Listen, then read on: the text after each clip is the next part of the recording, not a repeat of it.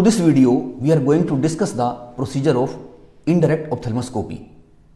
Coming to the optical principle, the principle of indirect ophthalmoscopy is to make the eye highly myopic by placing a strong convex lens in front of patient's eye so that the emergent rays from an area of the fundus are brought to a focus and a real inverted and laterally reversed image is formed between the lens and the observer's eye.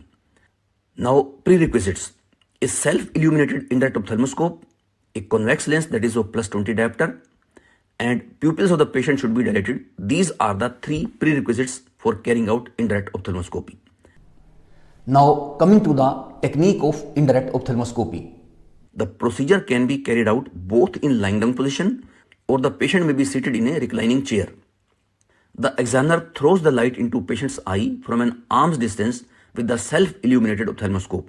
Keeping his or her eyes on the reflex, the examiner then interposes the condensing lens +20 diopter in the path of beam of light close to the patient's eye and then slowly moves the lens away from the eye, that is towards himself, until the image of the retina is clearly seen.